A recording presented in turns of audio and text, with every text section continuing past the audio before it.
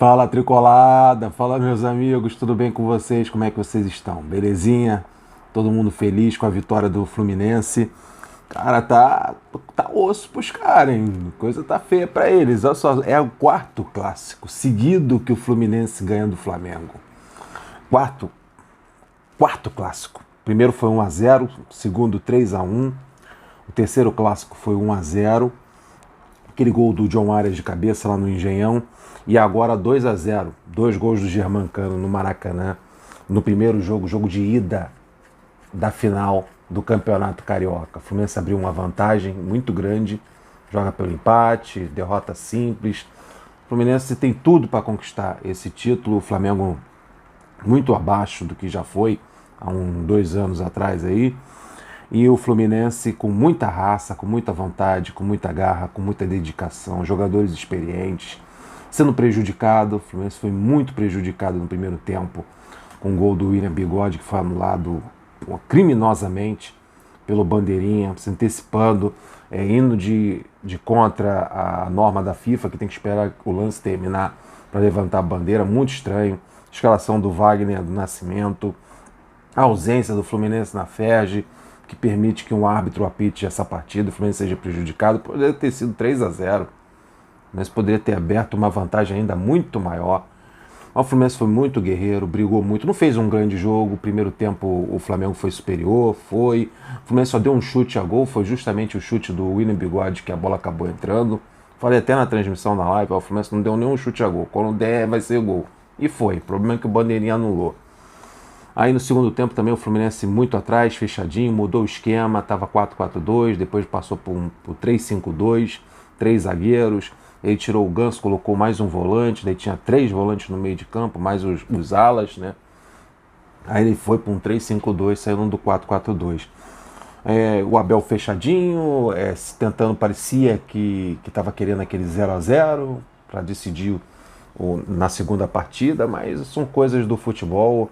O Fluminense conseguiu 2 contra-ataques, uma roubada um dos lances, o Calegari veio de trás, roubando uma bola, disparando, depois passando a bola para o Cano fazer o gol. Depois o Arias roubou uma bola no meio de campo, deu o passe para o Cano fez o gol dele.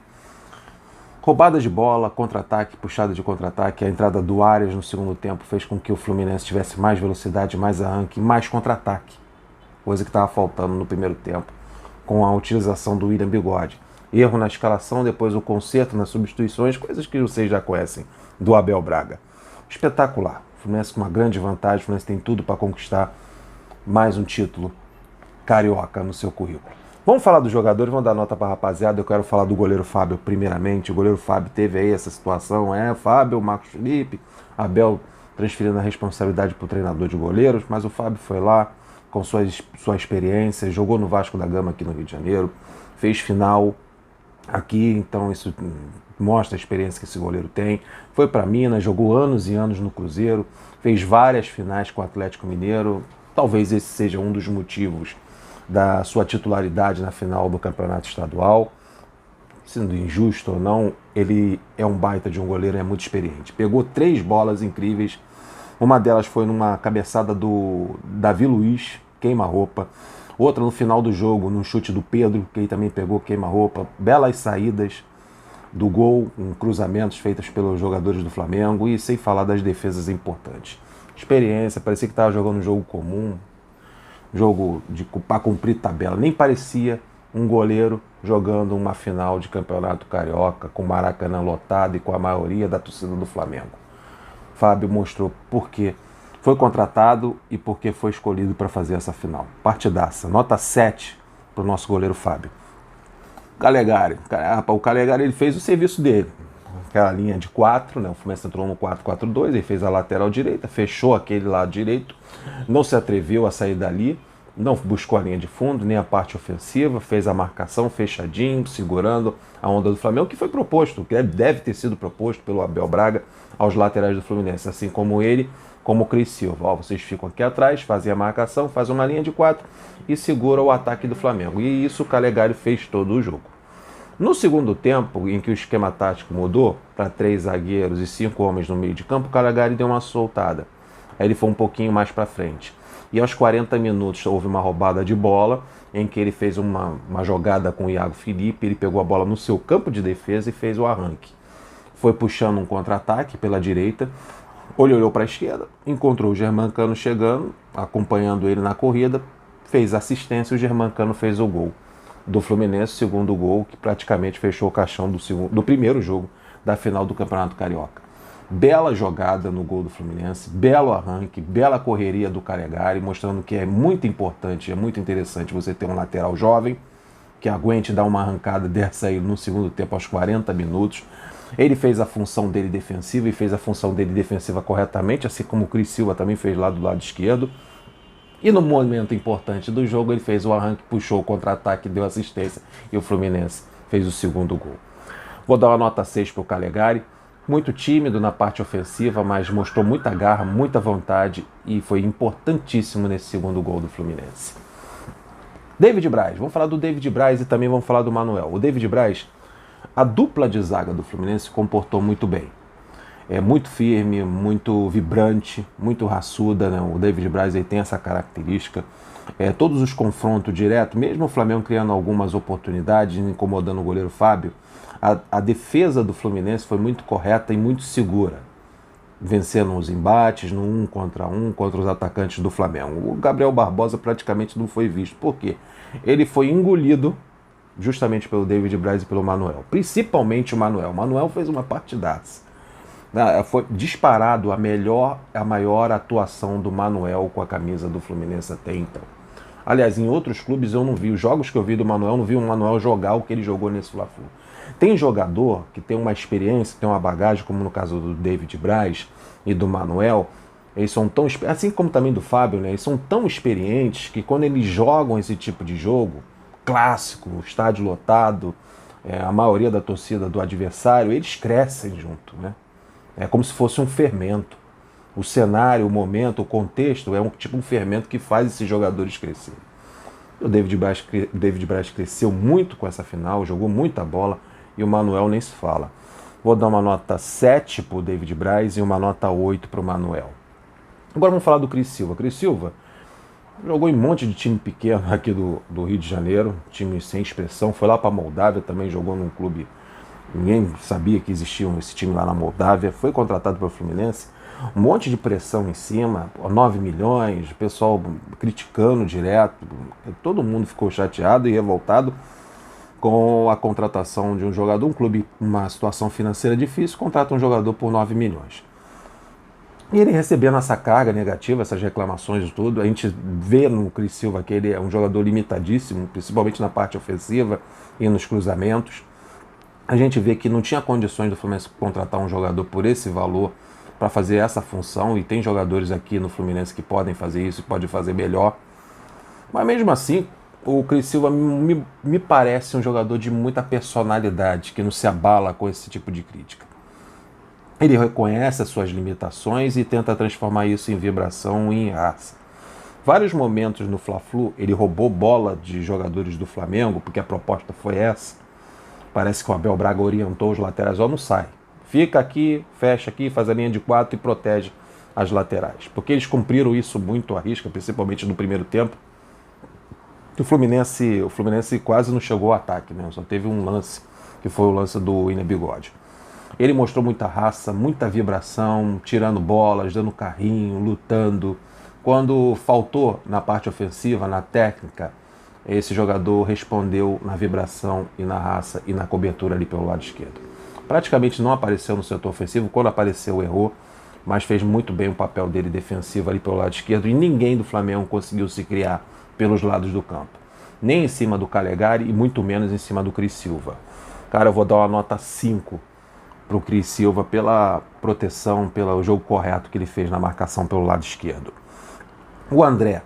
Vamos para o André. O que aconteceu? Tinha o Felipe Melo no começo do jogo, no 4-4-2. O Felipe Melo ficou um pouquinho mais estático ali, próximo dos zagueiros, ali na frente, tipo um líbero. E o André deu uma liberada, foi um pouquinho mais para frente. Nessa do André um pouquinho mais para frente, mesmo com a presença do Ganso ali na armação do jogo, o André saiu da sua posição e ele foi abaixo do esperado no primeiro tempo. Já no segundo tempo, quando houve a saída do Felipe Melo, o Fluminense passou a jogar com 3 zagueiros, com 5 homens no meio de campo, o André voltou um pouquinho mais para trás, deu uma recuada e começou a fazer o que ele mais sabe fazer e melhor sabe fazer. É pegar essa bola do campo de defesa e trazer para os jogadores do meio de campo. Aí você viu o verdadeiro André, que é aquele André que vai, passa por um, passa por dois, rouba a bola, gira, toca a bola, distribui o jogo, alimenta o meio de campo. Esse André joga muita bola. Um baita de um jogador. Nota 7 para o André. Cresceu de nível do primeiro tempo para o segundo tempo. Felipe Melo é aquele outro jogador, assim como o David Braz e o Manuel, que cresce em jogo grande. Cresce em vibração, em raça e transmite para os outros jogadores. O Fluminense foi muito vibrante, o Fluminense foi muito raçudo.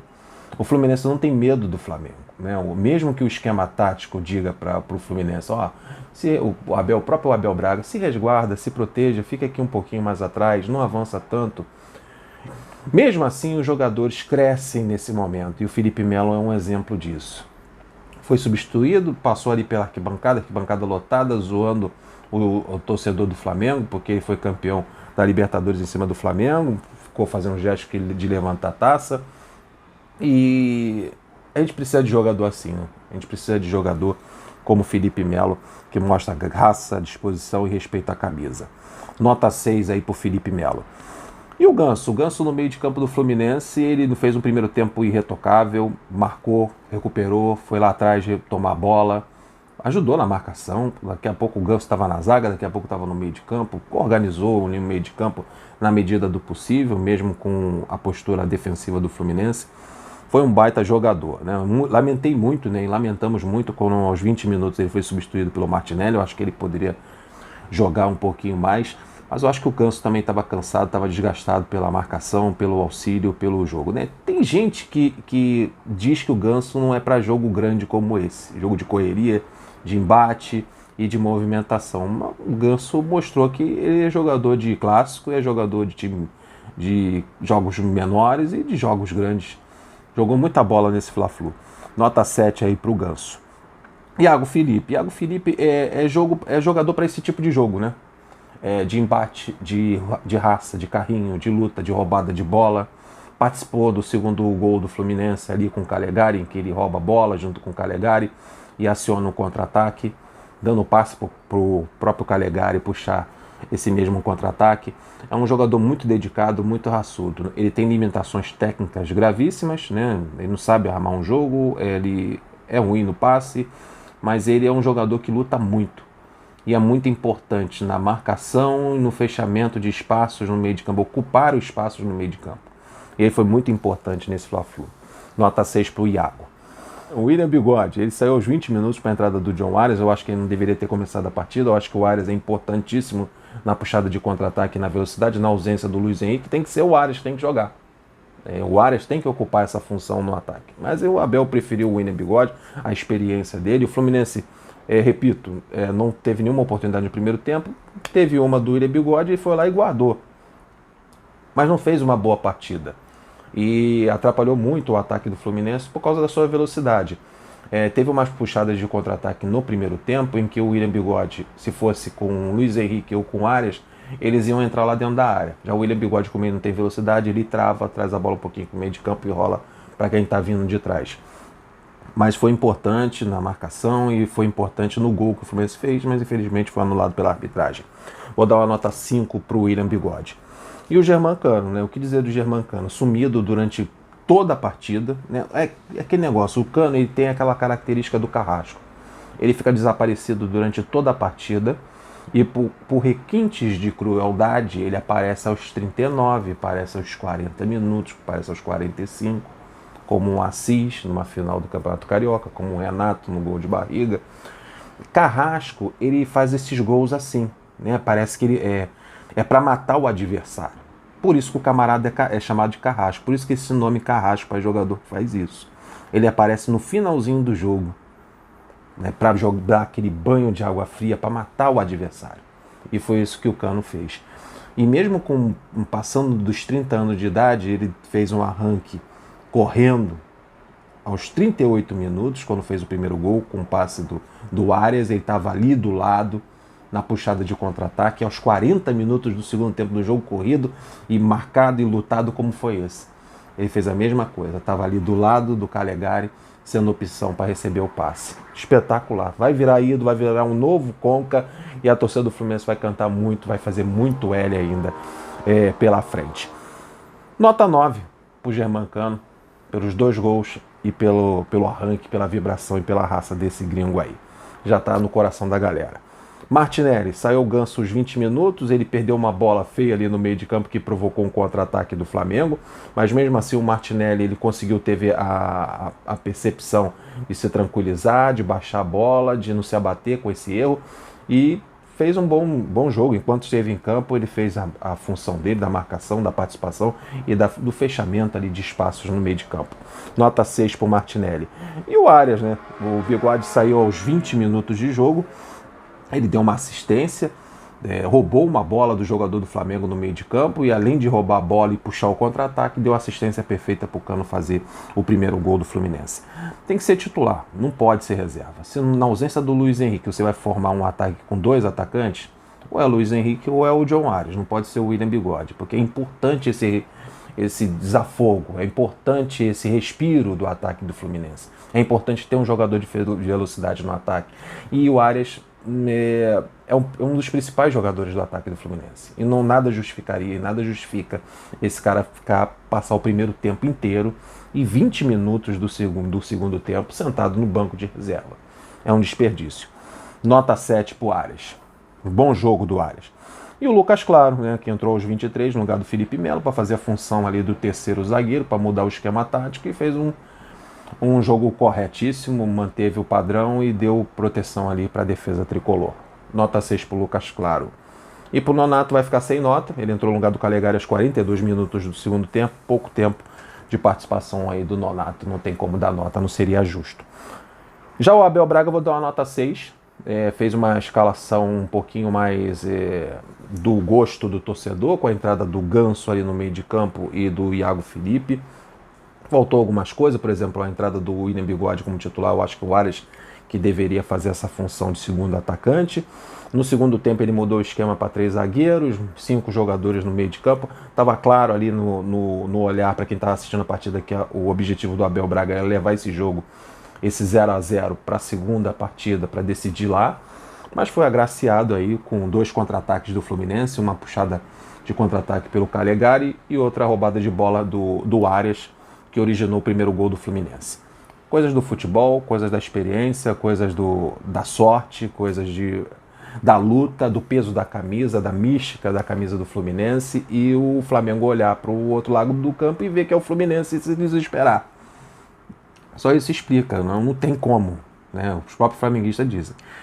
Eles botam na conta da sorte, né? A gente não tem sorte contra vocês. Não é sorte, amigo. Vocês sabem muito bem que é o peso da camisa, é o papai que está do outro lado e o filhinho tem que respeitar. E o Abel aí foi agraciado com esses 2 gols e essa vantagem espetacular. Agora vamos ver o que o Abel vai fazer com essa vantagem na mão. É só isso que eu quero saber no segundo jogo. Mas vamos com fé, todo mundo no Maracanã. Todos no Maracanã. Beleza? Conto com todos. Vamos todos ao Maracanã no sábado, às 18 horas, para assistir esse Fla-Flu e dar a volta olímpica. Tamo junto? Até a próxima. Flui!